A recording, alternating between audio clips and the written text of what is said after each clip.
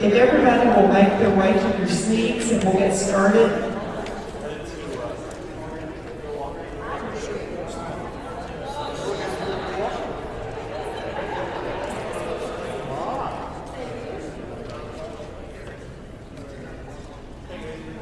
I want to welcome everybody. My name, for those of you that may not know it, is I'm Stephanie Klick, and I am the state representative for House District 91, and I want to welcome you here tonight. It's an honor to be here, and I want to extend a big thank you to the church for allowing us to use the wonderful facilities tonight. Tonight we are going to have the Boy Scouts from Troop 103 and 321 present the color guard and do the pledges. So, you guys ready? Super, okay. Y'all will stand.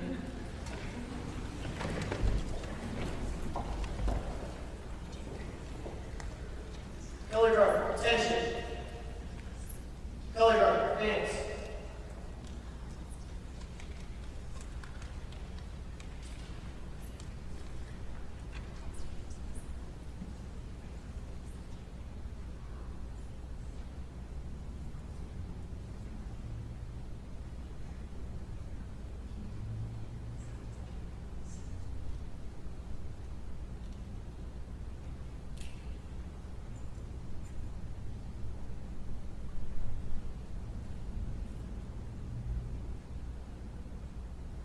Color guard, prepare to post the colors.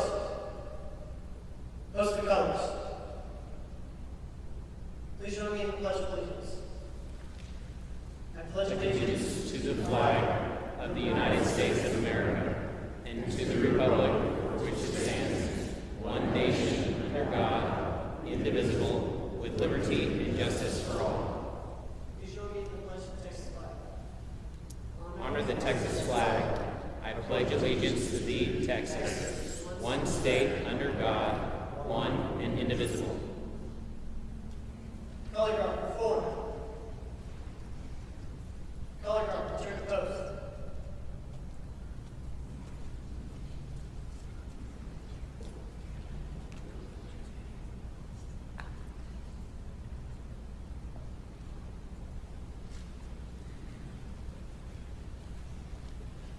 Color guard, hold.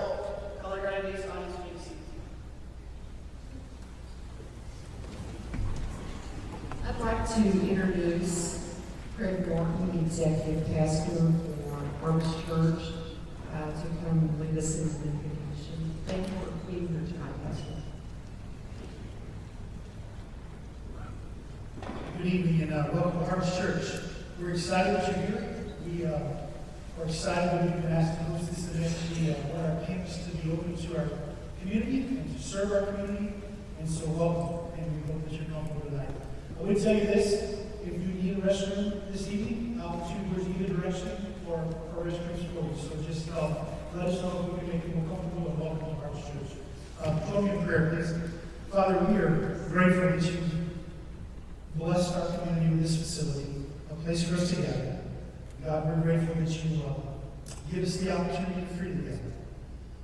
And Father, tonight as we come together and we share ideas and we share thoughts and we hear vision and we gain understanding, God, we ask that you just guide those conversations. Father, we ask that you just provide a special hedge of protection around our military and our servicemen as they protect us, to allow this freedom to happen. God, I ask right now that as we lead into this week of celebrating Veterans Day, Lord, that you would just give a special blessing to the veterans of our country that have protected and defended our right to assemble. Father, we thank you for tonight. We ask that you bless it, and we pray this in Jesus' name.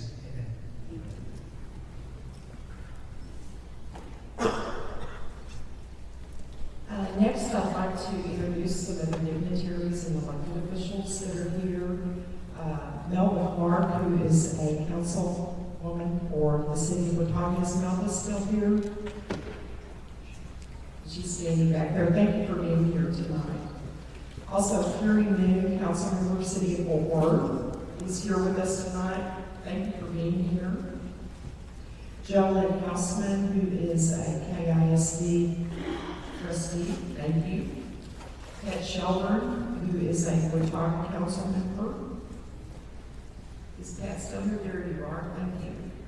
We also have Robert Davis, who is a council member of the city of Watauga, thank you. And Mike Taylor came over from the city of Colleyville, he's a council member. So thank you all for being here with us. Did I miss anybody that might be an elected official?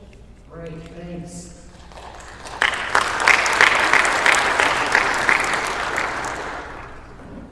We finished up our legislative session, which we were in session 140 days every other year. We finished up June 1st.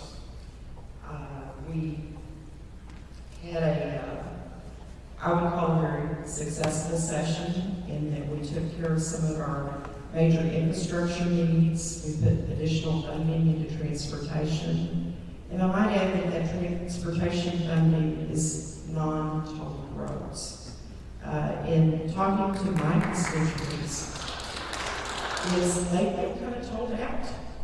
We've got many new toll roads in our area, and they did not want us to add to that list. So the funds that we appropriated in our state budget, what we are doing, and the voters approved it last week during the constitutional amendment election, is we are going to dedicate some of the sales tax on motor vehicles and rental cars. It goes into Fund 6 for roads.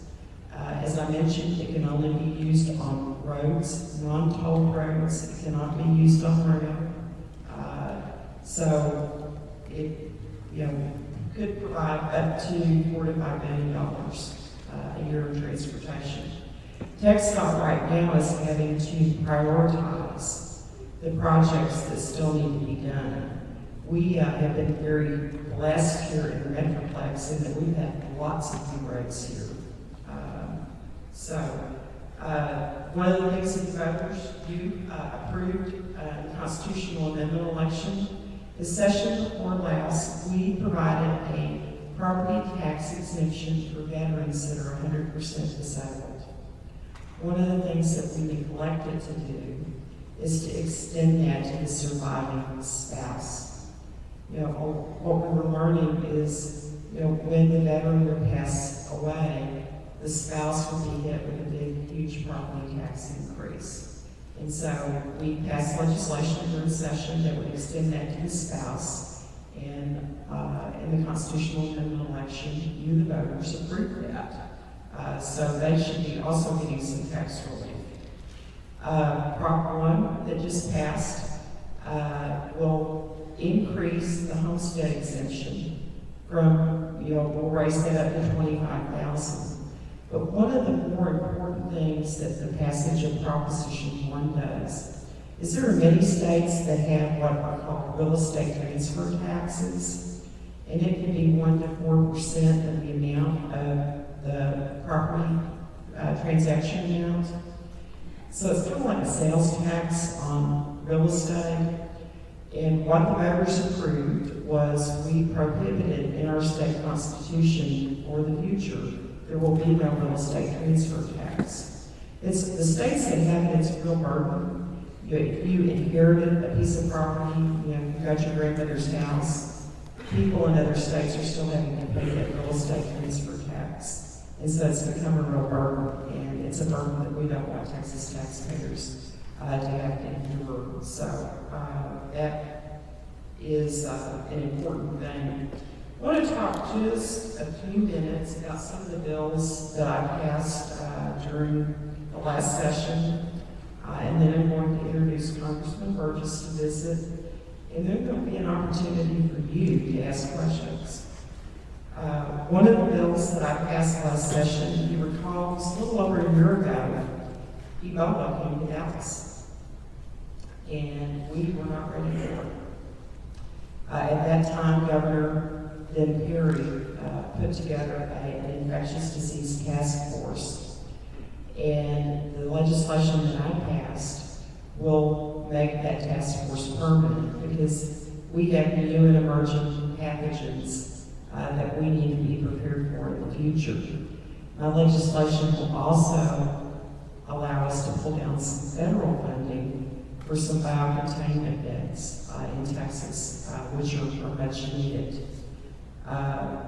Some of you may or may not know I'm a nurse, and so this was a very important issue to me because other than the man who traveled from out of country, the first people to contract this disease were nurses.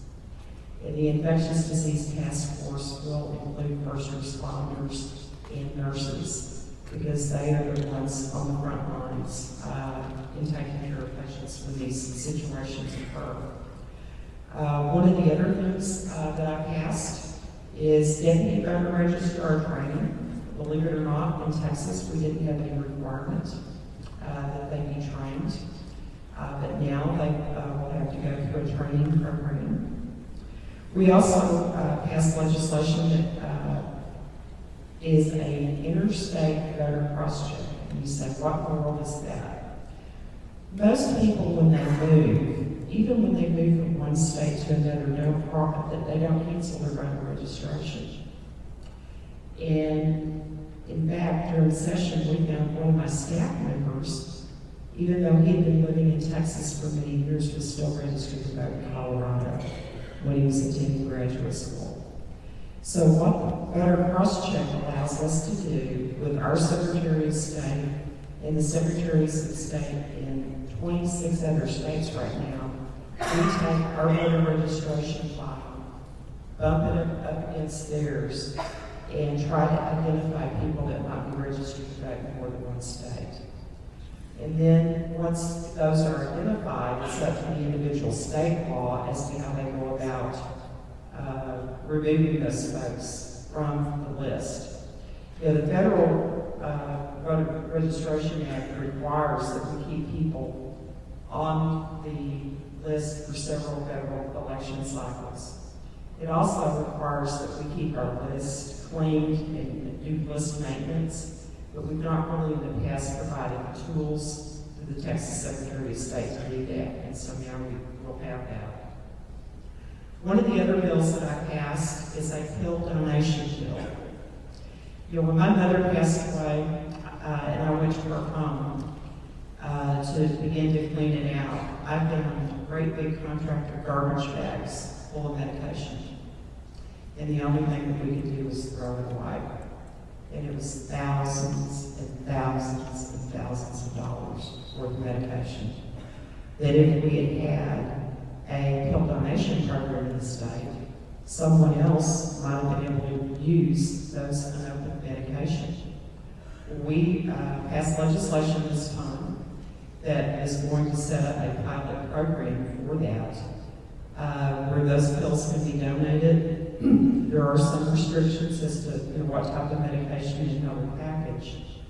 But in Utah, when they started it, they saved millions and millions of dollars. And the pilot program will be just in one county in Texas. And as we get the results of the data, we're hoping that we'll expand it all over the state. And that is something you, the taxpayers, ought to appreciate. Saving money and doing it smart. One of the other bills that I was very involved in this session was an epilepsy bill. There are about 150,000 Texans that have intractable epilepsy. And intractable epilepsy are those that are not relieved of their seizures from multiple FDA-approved products. This primarily affects children, children that have Dravet syndrome or Lennox-Gastaut. Some of these children have over 100 seizures each and every day, despite maximum amounts of medication. Some of these kids have had brain surgery multiple times to try to control their seizures. They have had the ketogenic diet, which is very, very difficult. After last session, families and some of the physicians that treat these children came to me and asked me to file legislation that would allow a promising new treatment, which is an extract of the cannabis plant, to treat these seizures. The preliminary data has been very impressive, but beginning next year, this extract of CBD will be available for those with intractable epilepsy. Not just any doctor can prescribe it, they have to be a neurologist or an epileptologist. And it is not a substance that is likely to be abused because we have restrictions on the THC content. But the children that have tried this in other areas around the country have been tremendously helped by it. There was a father that I met, his family had relocated to a state that had that as a legal substance. And the first day, or the day before his daughter began the treatment, she had 22 seizures. And the next day, she started the treatment, and she went 8 weeks without a seizure, when she had been having dozens of seizures each and every day. Governor Abbott signed that bill the last day of session, and I'm very hopeful that it's going to help a lot of the people that are suffering with intractable epilepsy. Was one of the more proud moments that I had in passing that. So, right now, I am going to introduce Congressman Burgess. My friend, Congressman Burgess spent nearly 3 decades practicing medicine in North Texas prior to running for Congress. He was first elected in 2002 and was re-elected most recently in November of 2014. Dr. Burgess currently represents the majority of Denton County and parts of Tarrant and Dallas County. He serves on the House Energy and Commerce Committee. He's chairman of the Subcommittee on Commerce, Manufacturing and Trade, and he serves as a member of the Health Oversight and Investigation Subcommittee. Welcome, Dr. Burgess.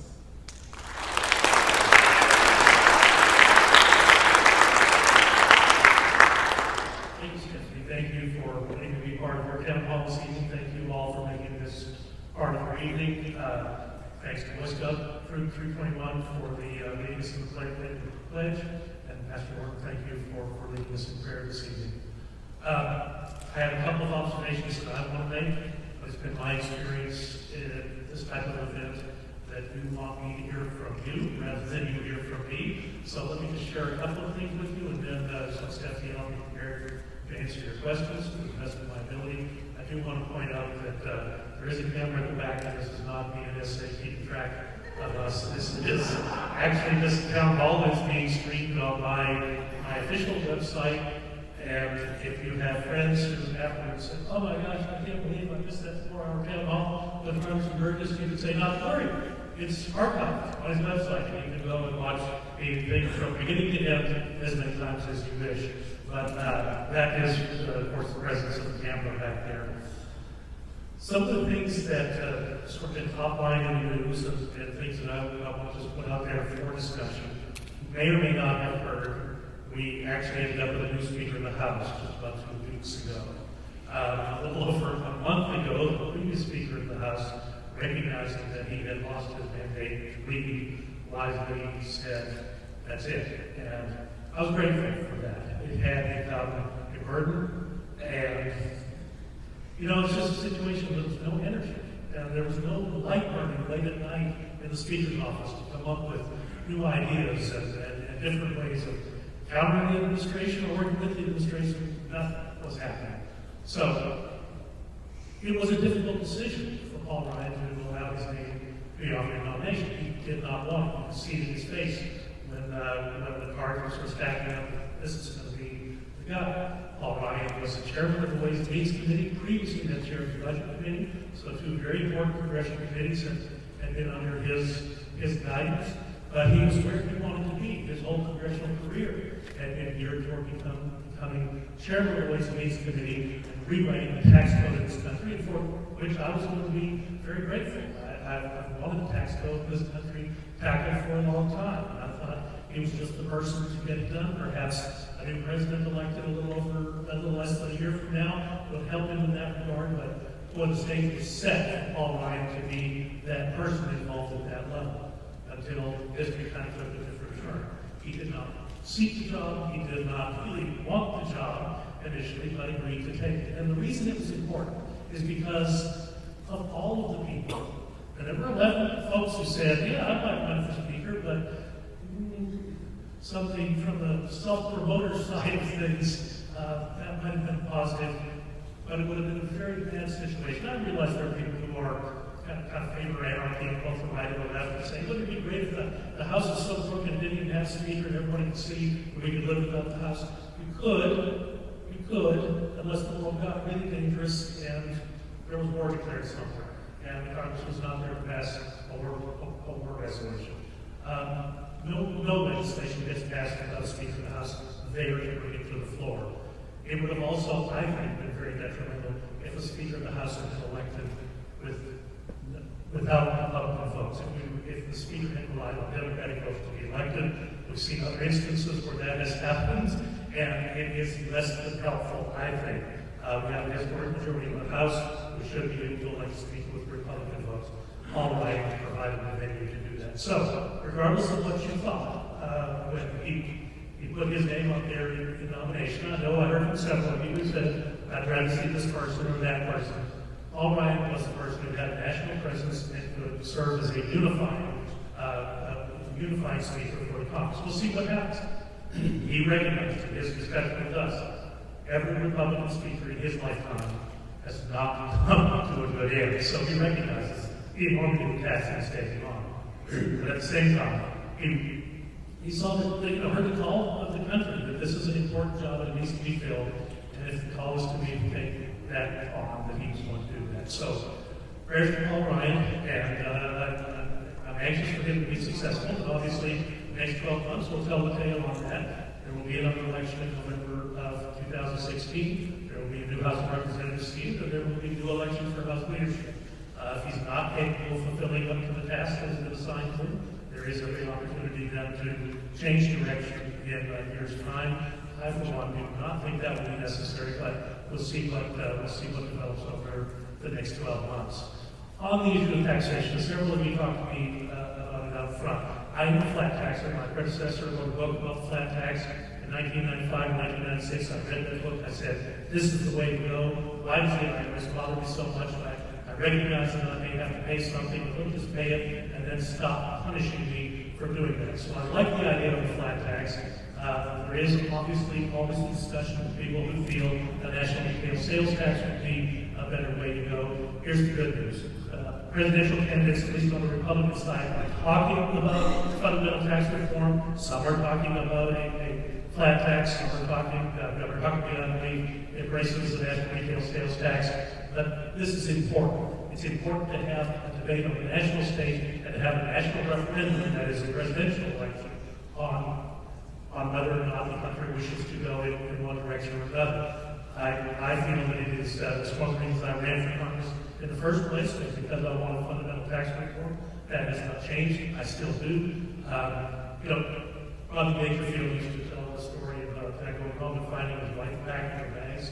And he said, what? Is there another man? And she said, there just has to be. So that's the way I feel about tax reform. We've got a flat tax, fair tax. But I think there has to be a better system out there for us. On health care, I do, just like Representative Klick, I spend a lot of time thinking about this. I spend a lot of time studying this from those people who said Republicans have never had any ideas, never offered any ideas. I would just point you to the book I published in 2011 called Doctor in the House. It's still available for you. The first 10 chapters were me whining about why things turned out the way they did. The last 2 chapters were forward-looking part about the way things could have been or should have been. If I were running the zoo, if I could change one thing right now to benefit the American people, it would be to remove the individual mandate. If Obamacare Act is such great stuff, then we shouldn't have to force people to take it. So if I could, in a free society, we should not have that level of coercion. It is that level of coercion that has prevented the Obamacare Act from ever enjoying popular support. Beyond that, yes, we will have a presidential election, and Yes, there was also that presidential election will likely inform what is next in healthcare policy. Here's my pledge to you. No. If Ted Cruz is elected, and I know it's not a political discussion, but I would be okay with that. When he says I want to repeal every syllable of Obamacare, I'm with Ted. I want that too. But if it is someone else, whatever happens next has to be geared toward delivering power back to people and taking it away from the government, because that's really the way the whole system is supposed to work. So regardless of the president is, and don't strike me with lightning, even if it's Bernie Sanders, the next president, I'd like to work with him because I know we've got to do a lot of the pieces, all of the pieces of the Affordable Care Act so bad. Look, we're just fixing to get hit with the Cadillac tax, which is not just going to affect rich people who are in charge of big corporations, it's going to affect hourly wage earners at large telecommunications companies. This is the tax that says if your insurance benefit is too generous, we're coming at you with 40% tax, an excise tax on health insurance. So this is one of the things that's up there in the future. The medical device tax, which is already up there. The employer mandate, reference the individual mandate, that I think is pernicious, but the employer mandate. Anyone who's in business for himself or herself right now, who has 50 employees or more, if you are not keeping the kind of records that they want you to keep, you're going to be hit with a tax bill or a fine next year. You're probably not aware of it because the agency has not finished writing the rules for next year yet. That is the degree of depravity that exists within the law that was passed back in 2010. And then finally, just on the issue of foreign affairs, the lack of strategy, whether it be the Middle East, whether it be Ukraine, whether it be in the South China Sea, the lack of strategy is extremely detrimental. The lack of having the United States in a leadership position in the world has led to a refugee situation the likes of which the world has not seen since right after World War II. The forced nationalization that is occurring now in eastern Ukraine, on the peninsula of Crimea, some of the things that are happening in the country of Syria, it looks like 1938 again, and we know that what happened after that. I wish the president would be more forthcoming. I wish he would come to us and talk about his strategy. But here's something I will offer. I got a call from a constituent just last week. So my son's being deployed to Syria. I don't know whether that's true or not, but the president did say he was sending 50 special operations forces to Syria, so it very well may have been true. There is no authorization for us to send military and equipment into the country of Syria. Those authorizations exist for Afghanistan and for Iraq. They were passed in 2001 and 2002. They've never been reauthorized. They should have been. Congress should have debated and revisited that. We darn sure ought to debate and visit about whether or not we're going to get another country in the Middle East before it actually happens, and not try to catch up when things go bad after the fact. So there are a number of us who have signed a letter to the Speaker saying, if there is going to be military activity in Syria, let us debate that authorization in the House, let each of us put our cards in and vote yes or no. Depending on the strategy, I don't know whether I would vote for it or against it. We at least ought to have that debate. We owe that to our constituents. We certainly owe it to our men and women who are in the armed services, who we may be calling upon to do that work for us. The reason I'm here tonight is, from one of us, Stephanie asked me, she told me I had to be here, so that was an easy one. But I just want this to underscore, we forget sometimes the equity that we have as conservatives in the State House and in the United States House of Representatives. Conservatives do form the majority bloc in both institutions. Sometimes we're disparaging of Austin, sometimes Austin is disparaging of Washington. But the key is we need to be on the same page and we need to be working together. That's why my commitment to be here with Stephanie tonight is a very real one. I want to work with my counterparts in the State House and the State Senate. I hope they will look to us, Republicans in the House of Representatives. From Texas, we are the largest Republican delegation in the House of Representatives. There should be equity there for our partners in the State House, and I want to be sure that we all understand that, and that we work together to get things done for you, because you're the ones who let us serve. Thank you, Stephanie. So thank you for letting me be here. I'm prepared for questions.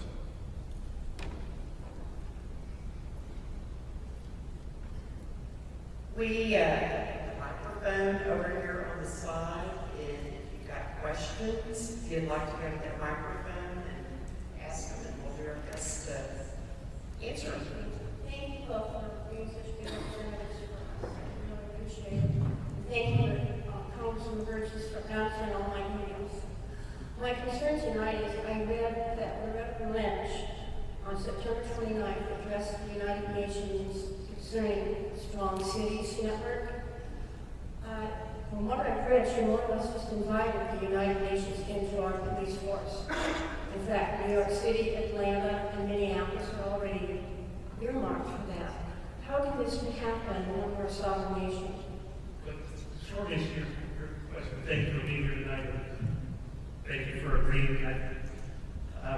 You actually corresponded with me and were concerned that always took me too long to get to you with other town halls, so I appreciate you taking the effort to get here tonight, and we did want to take your request first. The short answer is Loretta Lynch cannot authorize the United Nations to do anything. Now, the United Nations Security Council they can decide something amongst themselves, but it doesn't have the force of law within the United States. So while they may draft a resolution that says whatever it was that she purported it said, there is no way in the world that you can extrapolate that to the citizens of the United States. There would be, as you can imagine, there would be a great deal of difficulty with something like that. Dr. Burgess, I gave you at the entrance some information on the Refugee Resettlement Program, which is a country-destroying issue, considering you made a reference to what's happening in Europe now with all the refugees. The difference between back in 1938 and the current time, these aren't refugees, these are invaders. They are an invading army of Muslims taking over European nations. And we have Obama facilitating the same type of takeover here in this country through the Refugee Resettlement Program. Texas is the prime state, the #1 refugee relocation state of all. And part of that is to help turn Texas blue again. They also have changed from the illegal immigrants now, as we saw with the DACA children, the children that came across the border and that are still coming across the border. They're not just illegal immigrants crossing our border, they claim refugee status. Through refugee status, they get immediate welfare and cash assistance right off the bat. So they're not only destroying our culture, our heritage, they're stealing our children's treasure because they're going to have to be working the rest of their lives to pay for all the freeloaders coming, and that's what they are. So I urge you to look at those links, please, and do something about it. I know you're representing or you're co-sponsoring the Babbitt bill. I hope you work on your counterparts to co-sponsor that with you, and that would be a good start. I would like to see us go back to the pre-1965 immigration policy and bar all Muslims from entering this country. Muslim and the Quran and Islam are not compatible with any Western society, and once we face up to that, realize that it's for our own survival, and a lot of countries are coming to that conclusion the hard way, and I'd like to see us avoid the hard way.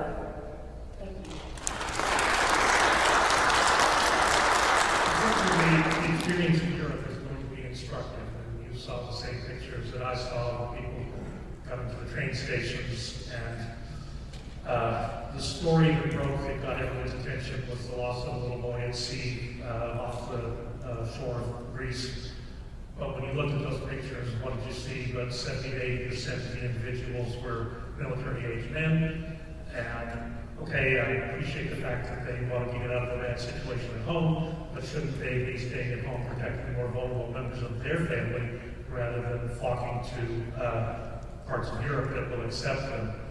The other issue with the Office of Refugee Relocation, which is a little-known federal agency with which I have become now very familiar because of the experience a little over a year ago with the Central American children that were coming over. Last year, there was a presidential request to increase their budget by about 300% in order to take care of all of the folks that were coming in. But when you began to dig into the request of that budget, they hadn't spent the money that that they'd already been given the fiscal year before.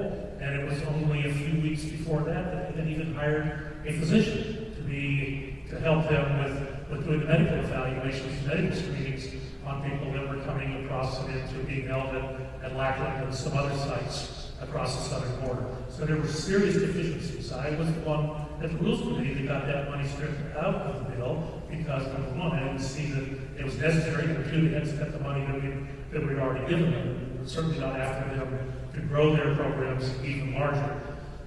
3 weeks ago, we had a hearing in the Helsinki Commission on the issue of the European refugees. There was a State Department representative there. What I articulated to her was, you have to let us know. You have to let us know what you propose is coming our way in the resettlement of refugees. Regardless of the unfortunate circumstances of them leaving their home country, you have to prepare the states, you have to prepare the cities. At least tell us what you're planning. You can't just have this done in a vacuum and done in the dark. My question is to that, Dr. Burgess, is why are we obligated to accept any at all? Historically, there has been a number of refugees that the State Department has accepted. Nowhere near the numbers that the President has proposed, but that's been another troubling thing. 1 week it's 10,000, 1 week it's 100,000, 1 week it's 200,000. So the President varies and vacillates on this. But historically, the State Department has had an allowance for accepting people into this country on refugee status. That number is vastly lower than what the President has proposed. It is currently, but there are always going to increase the numbers. But what concerns me is, and I noticed this with the Hispanic illegal immigrants crossing the border, they went from just illegal immigrants looking for a better life here to claiming refugee status because it gives them a change of status. And they go immediately on welfare and cash assistance, housing, everything. And so it's like it's gaming the system. And why is our Congress allowing themselves to be gamed in this fashion? We have a right as a sovereign nation in who we accept come to this country to become citizens. We have that right. We don't have to let everyone from the world over come in here. So why are you allowing people who are not compatible with Western culture in any way, shape, or form, who have an agenda, a stated agenda, included in their religion of Islam, their Quran, to come into this country to basically game our system and to push their Sharia? And I think you see that as part of the presidential election that's happening now. That's what we're expecting.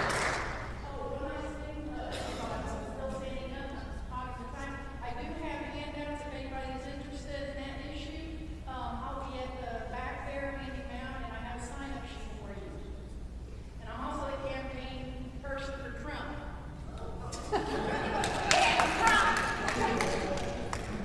I picked up on that right at the end. Yes. Hi, Dr. Burgess. Thank you for coming. I appreciate it. We really do. We have so many big issues going on in our country right now. You know, from the flood of immigration who's come in. Our elected officials, none of them. The Texas one, you guys in Congress, you guys just seem to allow Obama to run roughshod over you. They're flooding, they're continuing to flood in. It's not being reported in the news, but they are continuing to flood in. And then he's allowing those, you know, from Syria or wherever, Africa also, to legally come in as refugees. You know, he's doing this without you guys, or, with you or without you. And what I thought, Let me just stop you there briefly because Syria is not part of that equation right now. I think there were 800, 1,200 last fiscal year. Sure, the president wants to open the gate, but so far that has been resisted. He's allowing the Africans to come in. So, all of these things are going on. I heard a report that there were the USS, there was a submarine that fired a missile towards China, in the Pacific Ocean over the weekend. Are we giving a flag to China? What are we doing? It just seems like we went to the polls, elected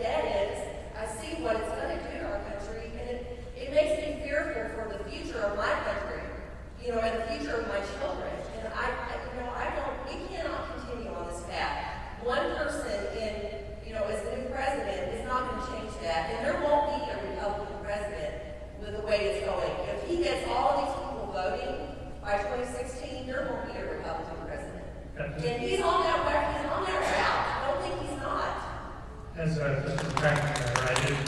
I did 100%. I did what I could to stop that process. Actually, there were some big opportunities that were squandered, and quite honestly, yes, they were squandered by people in leadership on my side. That leader is no longer there, so that's a good thing. The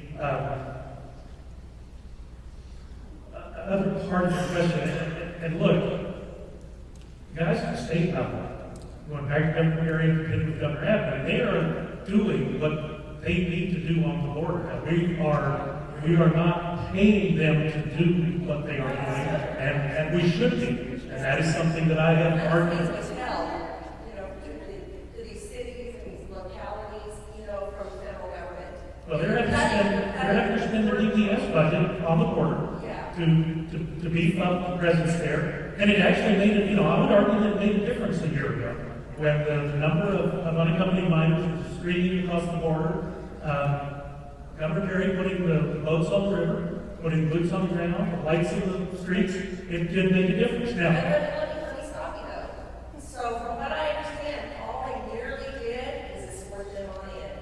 Hand them over to Border Patrol or whatever. I don't think that's true. The numbers did markedly reduce. I don't think so. The numbers did go down. One of the things that we passed in our state budget is we put over $800 million more into border issue matters. We are hiring and training 250 more DPS agents. We are also putting additional funds into per diem for the National Guard because they need to support us in the air effort to stop it. I get weekly reports, and the numbers are. Well, from what I hear, the numbers were almost twice what they were last summer. This summer, it just wasn't reported. That's a weekly report on the number of people that are apprehended. Now, I did vote against our own Department of Homeland Security appropriations bill. It was written by Republicans. I voted against it in December because it did not refund to Texas the money that we should have spent doing the job that they are doing today. That's exactly right. That's one of the only jobs that the federal government has. We're supposed to live in the mail too. We're doing a great job there. It's so frustrating to me that we did go to the polls and elect a Republican majority, and I feel like he's still doing anything he wants. And he's not stopped. We clearly wanted you guys to stop this, and it's not stopped. Nothing is stopped. There are efforts by the state that are occurring down there. We have purchased additional equipment. We have additional Parks and Wildlife folks that are on the water in boats. But are they doing that? That's the question. Some are. Some are.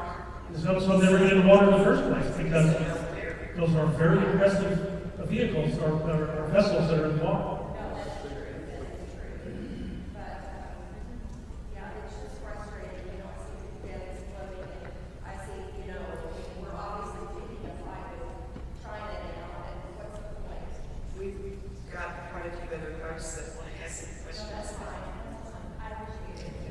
Thank you for being here, Congressman, Assemblyman, Stephanie. My name is Rich Voss. I spent 26 years in the military, and 20 of them flying as an air crewman around the world mostly, and did some a lot of flying in Vietnam during that period, and also in Africa. One thing I did, I want to put this lady's mind at ease. We did not fire a missile to China. There's a missile range that goes from Vandenberg Air Force Base down to Kwajalein Island, and that is what they probably did. They fired a Trident missile down there to just meter what they do. They have to test their equipment just like we test airplanes. So put your mind at ease. They weren't firing at China. And I don't think China's going to fire at us because they don't want to wipe out a city that's buying all the Chinese junk. So let's put that at ease. I'm here to talk about... We appreciate that having on. Yeah. I'm here to solve the problem, or at least give you a solution to the problem. Some of you are probably not aware, we have built an airplane over here in West Fort Worth called the F-35. And the United States Air Force is having a problem finding money to fund the maintenance of this aircraft. And the reason they're deciding is because we have a 10 attack, very good attack fighter that's used for interdiction for our ground troops, the kind of ground troops we have now in Afghanistan, which we have in places like, so who knows, maybe some Kosovo and now maybe Syria. So my suggestion is to turn those aircraft over to the Air National Guard, who will probably have a better use for them and keep them in better order than the Air Force does. I used to be a guardsman, and I know how well they maintain the aircraft. And take the money and the burden from the United States Air Force and give it to the National Guard who can use them and do a better job. And it'll save everybody's tail in the long run. Thank you. Sir, thanks, Richard. For those of you who don't know, Richard and I fought a patient battle against each other in 2006 for the congressional seat. You won. Thank you. Thank you. Thank you for acknowledging us, sweet. Thank you. Thank you for opening up your hearts and your minds and your facilities here in this town. My name is Molly Blackwell. But I have permission to maybe share something from personal experience as a licensed specialist in school psychology in schools that might help to dispel some resentments.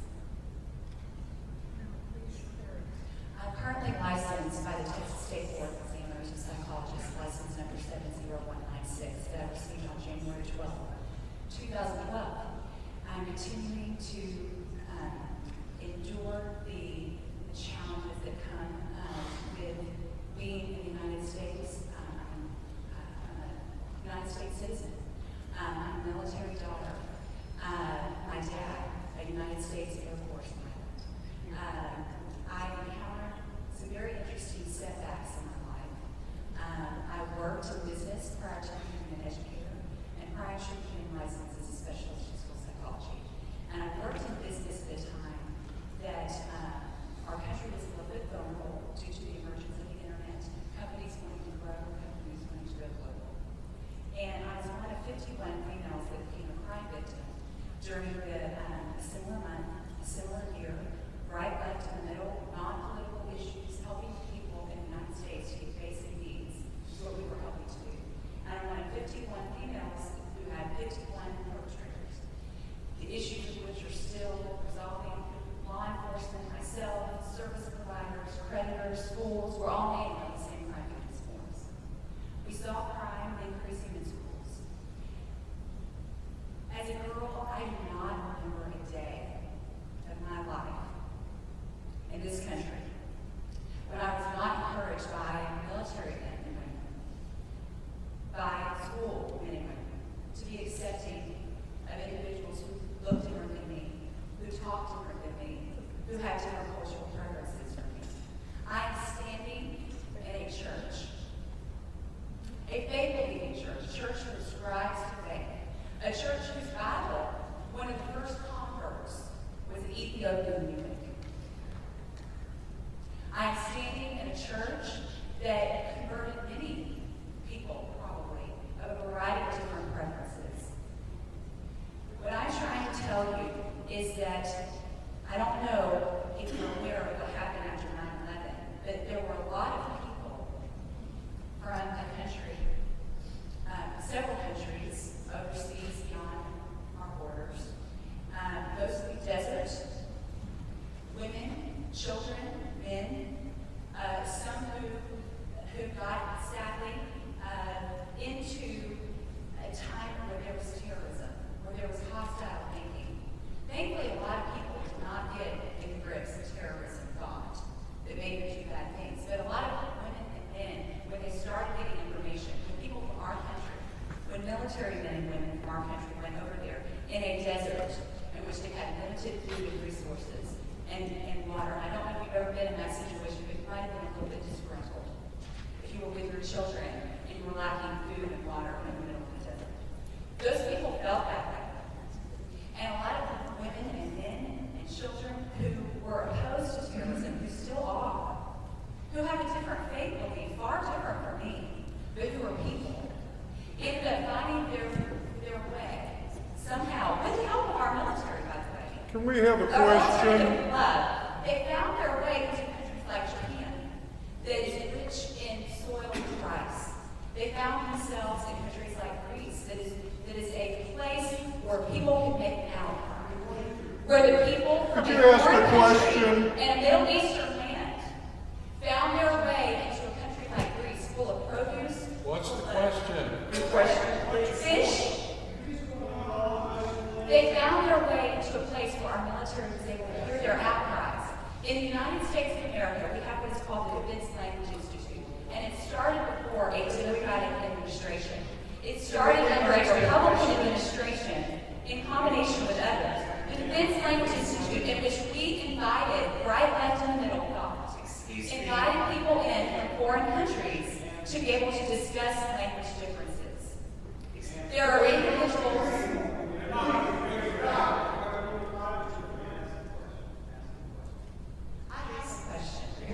going to confirm what I'm saying so that it's not misunderstood, sir. I would like to see them elected.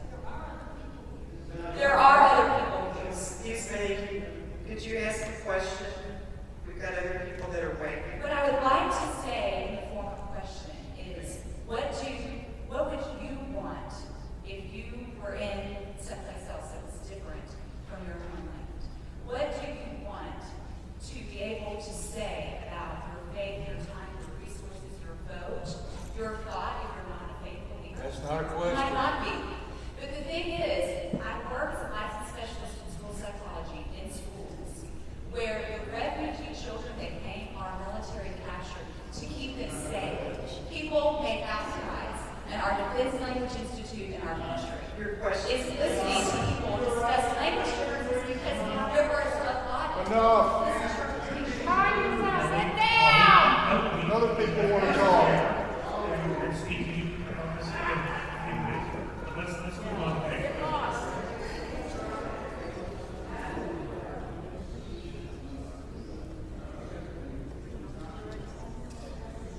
Now, no, we have to be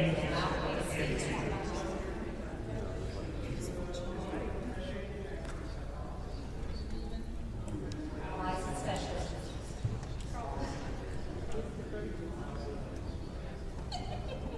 Turn off the mic.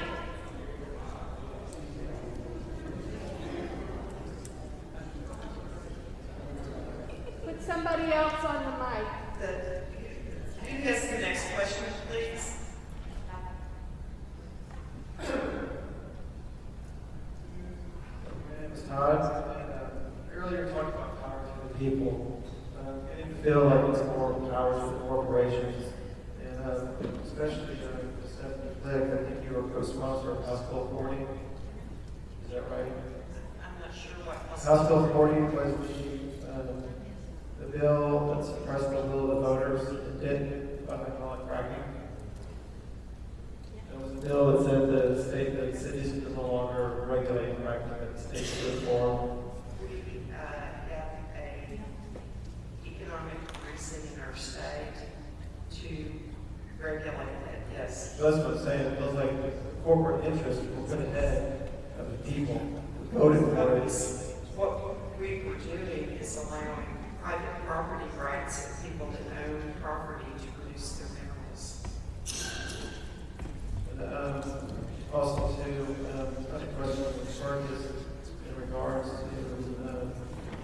previously you had voted to reduce Social Security benefits, you also voted to privatize Medicare, and I didn't understand why you that was necessary. I'm sorry, I'm not following the question.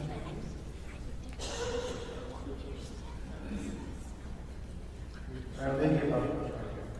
So, I feel that corporations are having a bigger influence in government right now. For example, you voted on HR 1599, which makes it illegal for states to pass legislation to label GMO foods and genetically modified foods. And there are 3 states that wanted this. I know the corporations don't want it. You voted for the corporations. Well, actually, there is no law that says that a company may not label its food as GMO-free. I buy GMO-free olive oil at Walmart, right off the shelf. There's nothing that prevents the company from putting that information on there.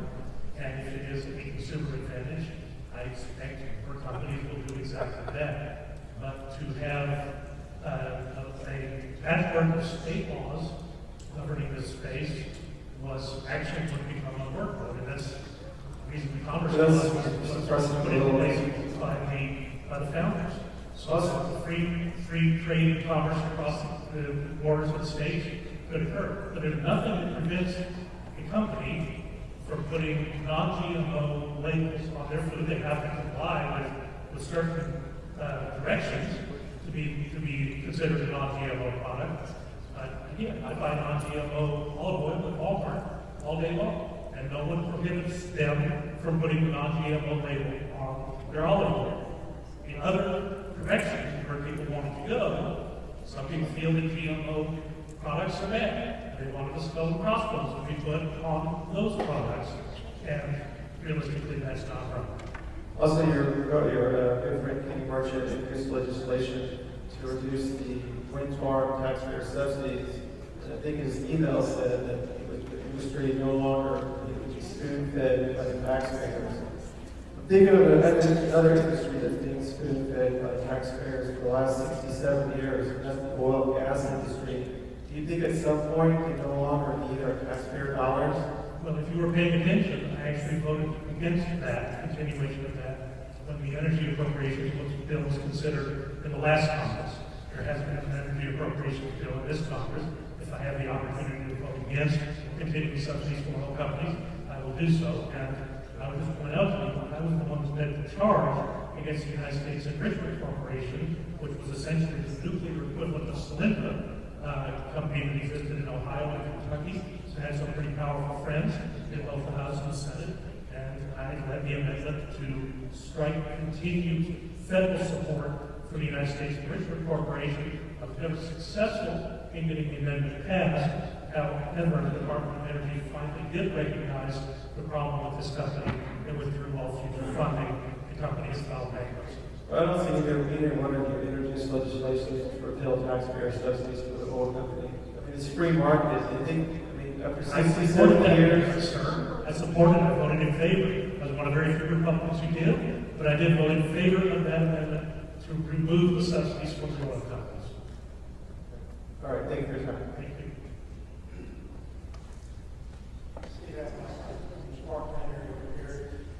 Well, thank the church for this. This is a great facility. We appreciate that. The question I have is the death penalties. It's both the federal and state level. Death penalties. And Obamacare, there's a lot of rumors about that being included in Obamacare. And those Stephanie has legislation she was fighting for in Texas to fight the Texas death penalty. You guys elaborate. Thank you. What we passed this session was a bill by Representative Springer that I assisted with.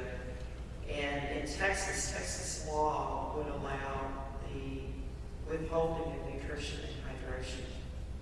And that withholding of nutrition and hydration can be done by an ethics committee at a hospital. We reformed the law in Texas this past session.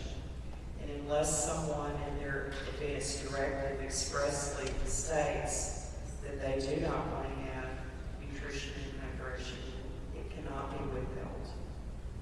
I think that is a humane way to approach those patients rather than starving or dehydrating. So we did pass some reforms to the State House on that.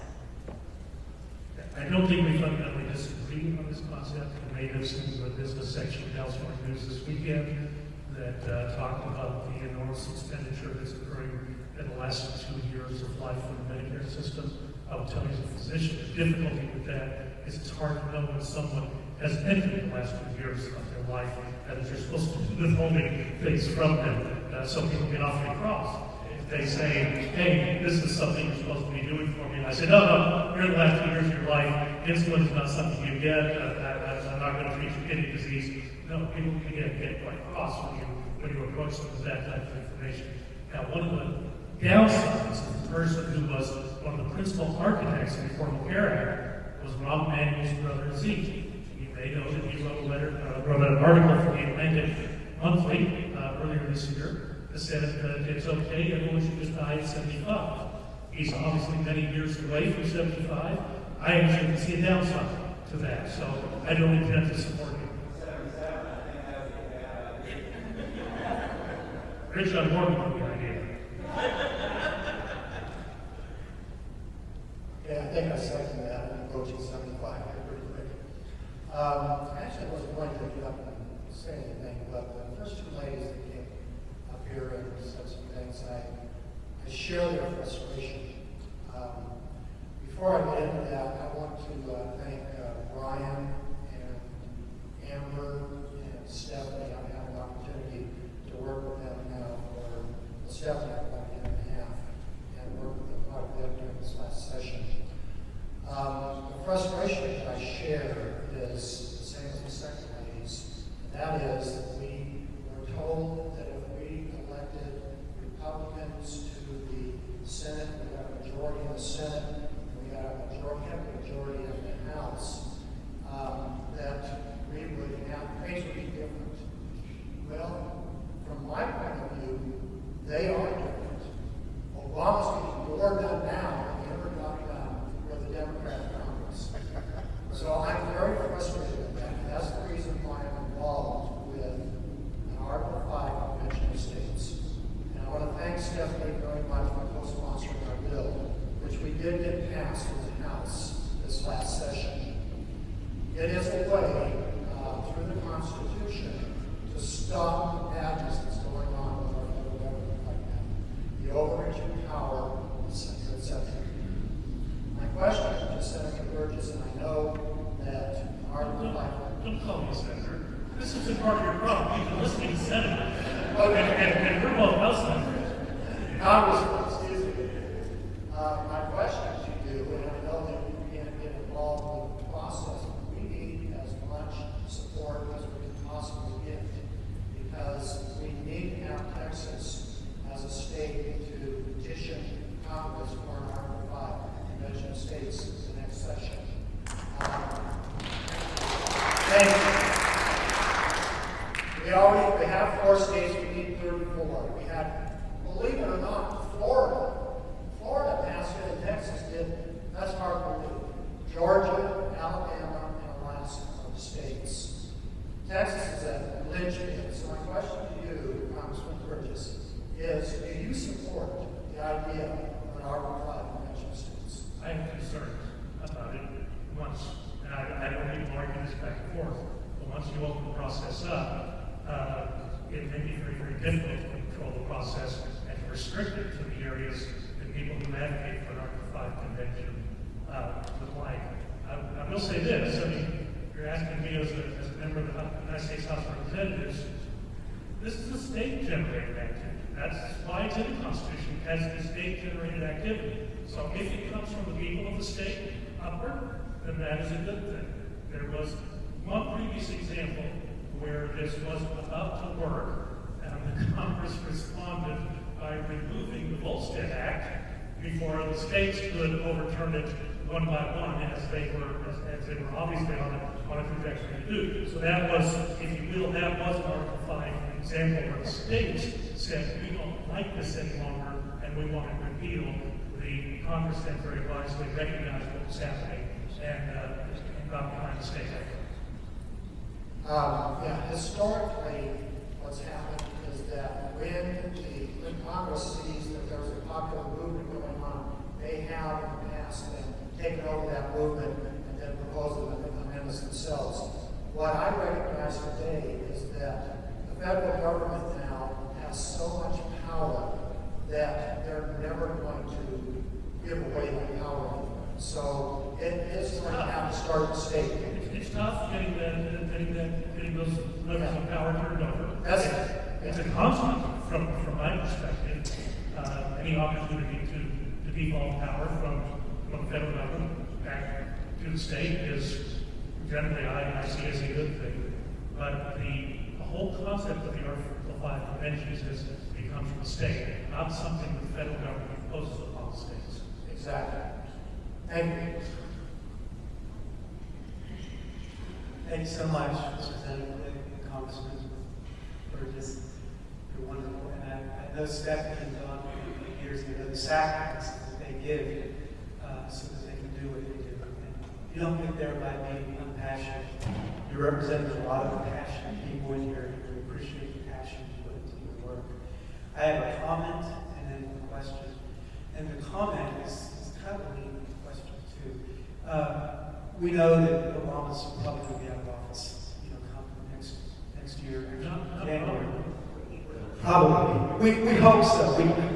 That by our Constitution, he will be out of power. We got a lot more problems if that is not the case. Yes, and so I'm looking forward to the possibility that we're going to be running against the Clinton machine with the other side of this. And I'm concerned with something that Stephanie has begun to address in her address with voting fraud. We see it here on election judge. I've been election judge for many years. And there are many ways to do voter fraud that I've seen that Democrats do over the years. And I just want to encourage both of you that, to me, this is one of the very important things, especially when we consider what's being done with bringing all the immigrants in here and things like that and getting them to vote. There are people that come in to vote that have a card. I've seen people with multiple cards say which one I'm going to use. And it's terrible, it's the truth. Please put emphasis on doing whatever we can to get our voting laws intact so we can stop the many different methods that Democrats are using to do voter fraud. The question, changing subject now, is the defense. Our nation's defense is, in terms of the GDP, is probably the lowest we've ever seen. In fact, I've heard statistics that it's about World War II levels in terms of the GDP. And I'm concerned that this area could be affected by a recent decision of our contractor, Northrop Grumman, which you're probably aware of. I know Ken Ranger is too. Do you feel that we need to do something in terms of the Republican leadership, in terms of representing what the defense budget should be to support our military and the weapons that they use? Well, it's a great question. And of course, we had the earlier comments about the federal budget, and the reason there was a lot of discussion about the budget was because people in the armed services committee, Republicans in the armed services committee, felt that the amount of money being made available was not satisfactory. So there was a compromise that was reached. It was required the president to agree to that compromise that actually increased the amount of money going into national defense. The top part of the compromise was it also increased domestic spending. But there were some other reasons why I did not vote for that budget agreement. It was not because I didn't support an increase in defense spending. But I will also tell you this, and it's been my experience that we need to do a much better job of scrubbing the budget and scrubbing expenditures. No one can sit here and present to you that every dollar that the Pentagon spent is spent wisely.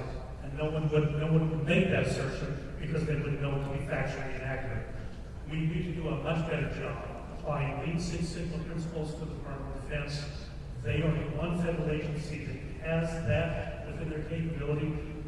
HHS needs it too, but they are a much more amorphous agency, and it's much more difficult to do that. Reference the fight I talked about on the money for the Office of Refugee Relocation in last year's appropriation, how difficult it was to remove those dollars. But the Department of Defense, it should be straightforward that you can apply true business Lean Six Sigma principles and yes, reduce defense spending, but not reduce defense output. And I think that's really the path that we ought to be on, because the other mention that was made that, there's a lot of debt that's being deferred to the next generation. Well, the next generation wants us to handle a country that is well defended and well taken care of. They're really not so much interested in us spending all of their dollars on today's needs. So that is that's constant difficulty. Now, I didn't vote against the budget. I voted against it because in 2011 we increased the debt. It was a very difficult vote for me. Some of you may recall that, and you yelled at me for hours on end in August of 2011. I referenced the fact that there was a super committee created it was going to cut spending, and he laughed at me. The super committee not working then led to another budgetary mechanism called the sequester. And the sequester did work. It's been very painful, very painful for some physicians, been very painful for some seniors. It's certainly been painful for the Department of Defense because we'd already reduced defense appropriations in the discretionary budget the year before, and then we cut them further with the sequester. But the sequester was the right move. There was some criticism early on that we haven't done anything. Well, arguably, the amount of overdraw in the federal budget is less than 1/2 of what it was when Republicans retook the majority in 2010. We really have functioned as a restraining order on the president. Now, the gentleman's comments about the Senate and why I took umbrage at being misidentified as a senator is he should never have listened to senators who said things would be different if you elect us. We all know that's factitious on its face. But we, Republicans in the House, have stopped a lot of bad stuff that was coming your way. Don't think for a moment you wouldn't have to have a trade scenario that President Obama could not have gotten his way. He didn't get to the Senate in his first 2 years of his first term, but he was aiming for it in his second 2 years. It was stopped because Republicans said, or voters said, we want to return Republicans to the majority in the House. Republicans function as a restraining order on a president that was really exceeding the bounds of his authority. Now, unfortunately for Mr. Boehner, he mistook that for a mandate. No one woke up on Election Day 2010 and said, I can't wait till John Boehner is my speaker. Nobody knew who the heck he was. They knew who Nancy Pelosi was, and they didn't want to see any more of it. That's the reason Republicans were handling the reins in the House in 2010. And again, counter to some of the things I've heard, I would just argue that we actually have functioned in that restraining order mode and really prevent some bad things from coming down the road. Not every bad thing, but spending on the whole has been reduced. For the first 4 years of the Obama administration, the second 4 years, markedly reduced. Part of that's the economy's doing better, so tax revenues have increased as the economy has grown. But goodness knows the president has done everything he can to keep the economy back on its haunches. Sorry, I didn't mean to get on my high horse, but you gave me an opening. Representative Klick, Dr. Burgess, if you're okay, I'm start with Brian, chief of staff. And by my calculation, the gentleman in the blue white shirt should be the last question. That still have us thinking about a quarter till. So, Pastor, just want to be respectful of your space. Thank you. And thank you both for being here. I have one quick question and concern that I hope you can help me understand what's happening. My quick question is, why is Congress on vacation this week? Congress is not on vacation this week. Yeah, I promise you if I was on vacation, it might not include you. No, Congress, this is a designated district work period because Veterans Day is on Wednesday. I did a big event in Highland Village noon today. I will do multiple events on Wednesday. I've got events all week long. So I promise you it's not beach ball time for me right now. Vacation was the wrong word. My concern is about the budget bill that was recently passed, and I do understand that you voted against it. According to what I have read, it also reduced the doctor's reimbursement for Medicare. No. Well, yes, but that's remember a big bill that really I had fought for since I first got there in the end of March and beginning of April, stopped a formula that historically, year over year, ratcheted down reimbursements to physicians. In the budget bill, yes, there was language that did cut reimbursement for some expenditures, but it was by 0.3%. The cut that was facing physicians in March and April was 27%. So that was a big deal to get that stopped. Yeah, the budget was, by all means, there were lots of things to not like in that budget, and that was one of them. But the amount of reduction was really pretty minimal compared to what the docs were facing just a few months before. According to the Dallas Morning News, quoted at 2%. I think the actual number is 0.3%, but... And that is different. And I also understand the rules of Social Security have changed. And I feel very confident we're not going to like them if we ever find out what they are. That's correct. And we will not disappoint. and I understand that there are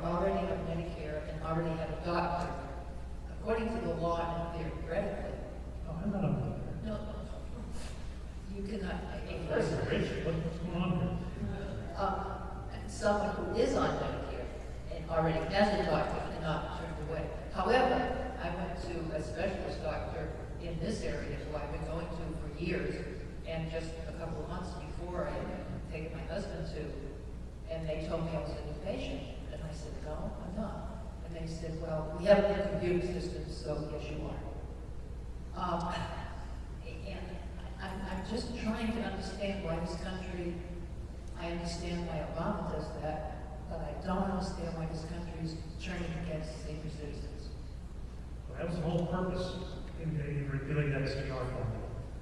The reason physician practices, and this is not a good story, the reason physician practices were turning patients away was because the government was not paying enough to cover the cost of delivery of care. So people looked at it, just from a dollars and cents standpoint, and said, I cannot continue to do this.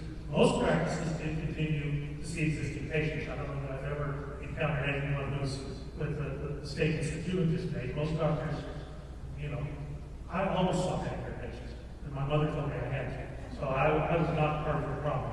But I recognize that the problem that did exist. That's why it's so critical to get the SGR formula out of here, because it was detrimental. When I talked to groups of doctors, it's the one thing that really pulled any joy out of the practice of medicine was every year we got to worry about what's Congress going to do to us or not do to us. Are they going to revoke this cut or not? Because we're automatic targeted cuts that occur every year. Bad news in the Affordable Care Act is there is another series of cuts in the Independent Payment Advisory Board. Those have not kicked in yet, but they could at any time, and that would be exactly what the SGR did, except that Congress could not delay those cuts. The administration, when they passed the Affordable Care Act, recognized that Congress always came in at the last minute and kind of thwarted their cost-saving measures. So the Independent Payment Advisory Board, by definition, can bypass Congress. That's written in the law. I think we understand that doctors need to keep endorsing and need to get ready to do that. And I think we hold government responsible for that, not our individual doctor. But thank you, Dr. Richard.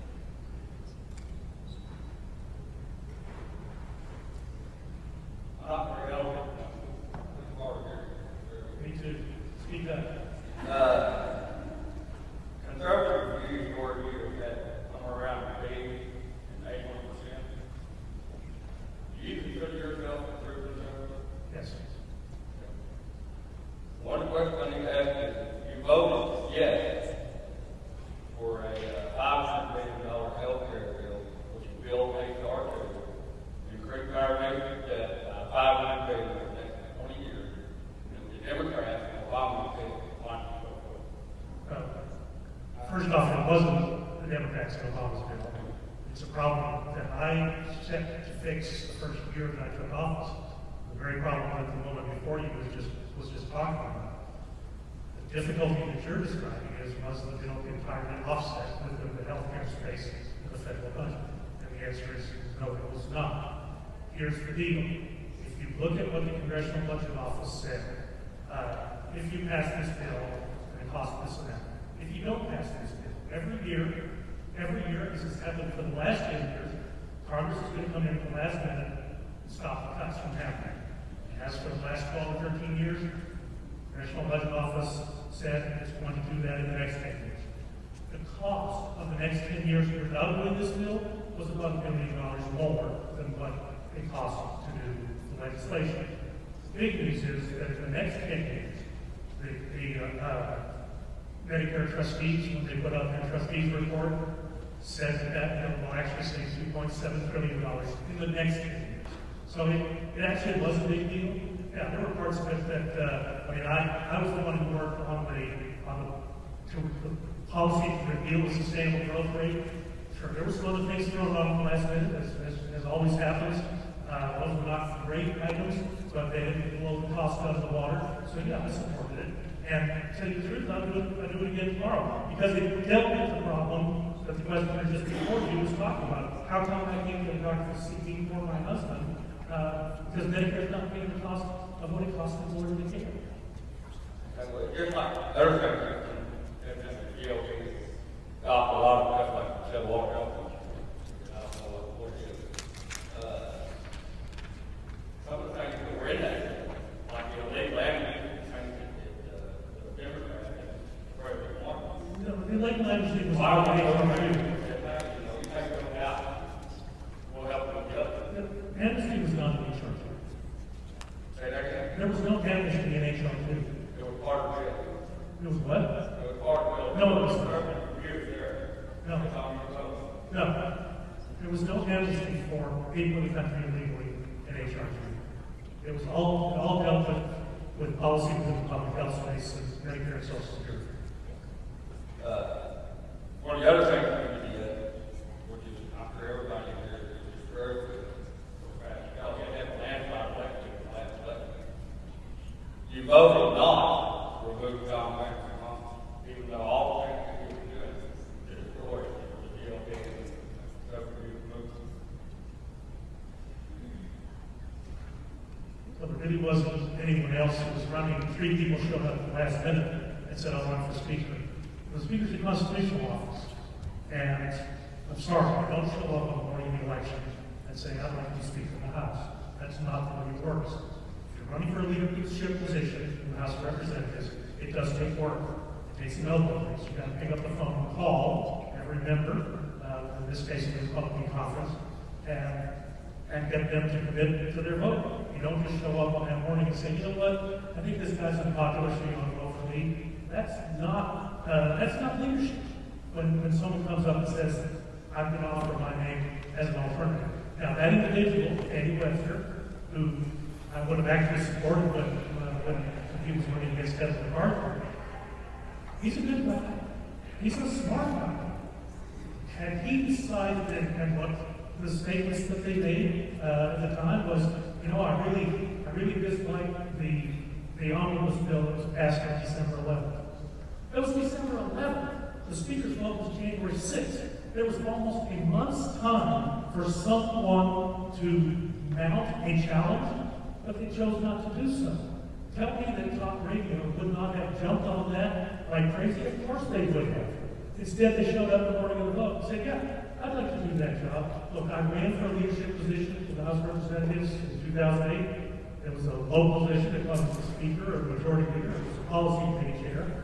You've got to call everyone in the conference 3 times in order to try to make a dent in that vote. The reason you got to call 3 times is they'll lie to you just twice. I know that. I learned that the hard way. I lost that election. But one of the hardest things I ever did was to run for a leadership position in the House. But I know this, you don't just show up on the last day. Maybe you got good ideas. But why wouldn't you have shared those with the conference and with the country, quite honestly, before then? Well, John Maynard wasn't a great choice. And I think you saw the diminution in his authority and effectiveness over the next 8 months. And finally, at the 11th hour, he recognized that. And he said, look, it's been fun, but I'm retiring. That's a good thing. I felt like I got like a kid out of school.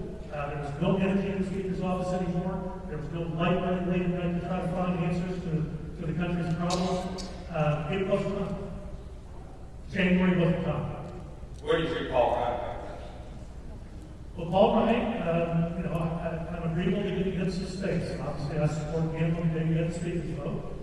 He was the one person out of the Republican conference who could have run and basically had an opportunity to unify the conference. There were 11 other people who wanted to put their names up, and Paul Ryan didn't run. When he put his name up, they all took their names out of contention, including Daniel Webster, who had actually mounted a pretty good showing against in the conference vote against Kevin McCarthy 2 or 3 weeks before that. So, yeah, give Paul an opportunity. He's been chairman of the budget committee. I took a lot of grief, because I supported his pathway to prosperity back in 2009 and 2010. That's where he first introduced the concept of the premium support for Medicare. He was accused of trying to dismantle Medicare. They made a commercial of him throwing his grandmother off a cliff. You may remember that. It's still available on YouTube if you'd like to look at it. 13 people in the House supported Paul Ryan's pathway to prosperity. I did because I know the spending problem that we face and the deficit problem that we face is ultimately going to dismantle our republic if we don't get that under control. I thought Paul Ryan put forward a proposal to what's the for all deal with that. Then when the Republicans took the majority, he became chairman of the budget committee. A lot of people were worried about that. So, oh my gosh, we don't want to see that premium support stuff come into the budget, but you know what? It did. And he got the budget passed. I think he lost 6 Republican votes in the process, but it was a reasonable thing to do to deal with the problem that we have for the unfunded liabilities that we're passing on to the next generation. So I applaud Paul Ryan for doing that, to apply courage. In fact, John Bates Speaker of the House did not want him to offer that budget because he thought it would be too tough to get people reelected. And the fact is, we ended up with big majorities on the next 2 elections. So Speaker Bates was clearly wrong. Look, Paul and I do not agree, Speaker Ryan and I do not agree on everything, and there will be times when we draw a distinction. I didn't think he was right on the Trade Promotion Authority in June, and I said so, and we had quite a spirited argument in the Rules Committee that night, and Mark Ingram blew it up on radio, and Breitbart blew it up on Drudge. Okay, we had a difference of opinion. He won at the end, but it's, Ronald Reagan said, if we're in agreement 80% of the time, we're on the same side. If we're 100%, one of us is no longer necessary. Yeah, y'all said correct. Yes, absolutely. I want to make one more statement. One last thing. Why is the GOP coming out and picking out a profile? On these shows before, people are Black Lives Matter, and you're silent on or gun down there. I disagree with that. I disagree with that premise. I don't think we have it inside.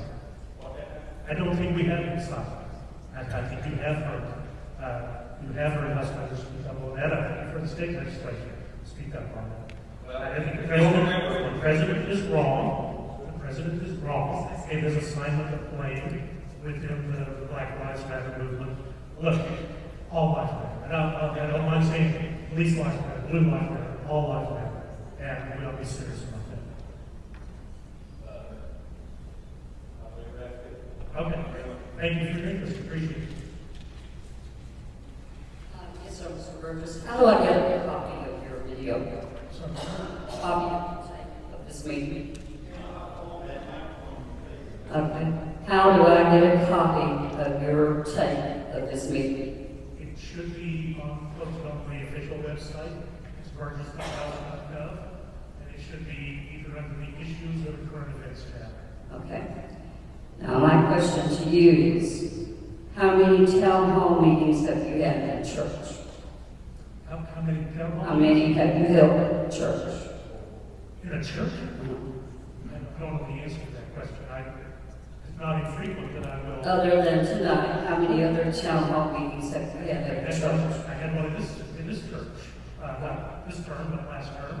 I had one in Bible Church, United Methodist Church. So I can't give you a number. About 2? No, that's 4.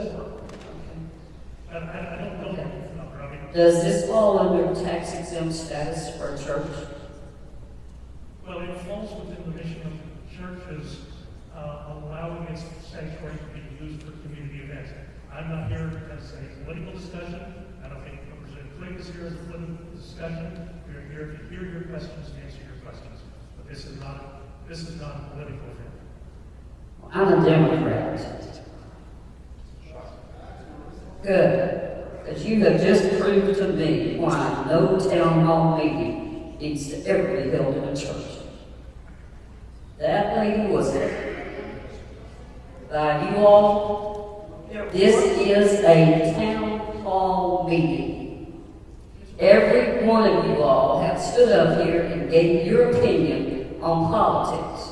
And it is very obvious they're coming from your church.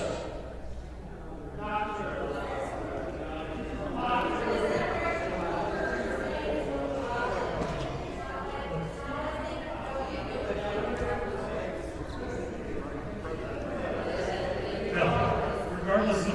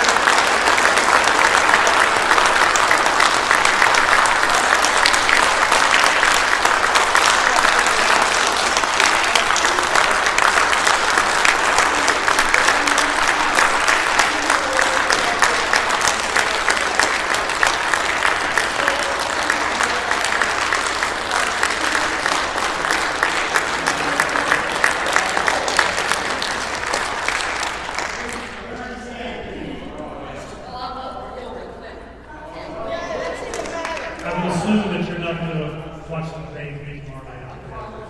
Yes, sir. Gentleman has the floor. Representative Klick and thank you very much for your service. Eric, could you check the officer?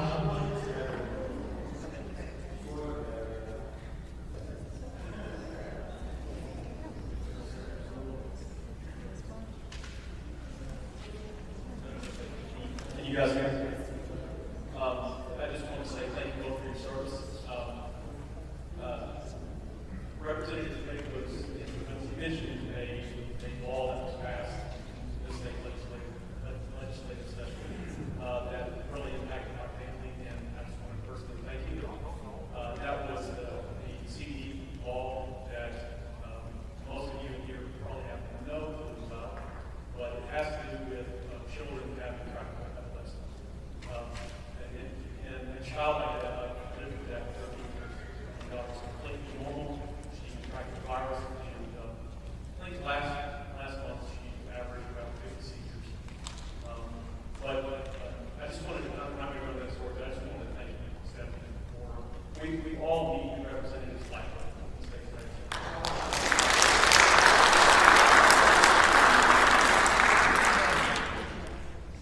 Congressman, the only thing I want to also follow up with that is that there is that makes a tremendous difference in the state for not only, of course, my daughter, but possibly 150,000 people.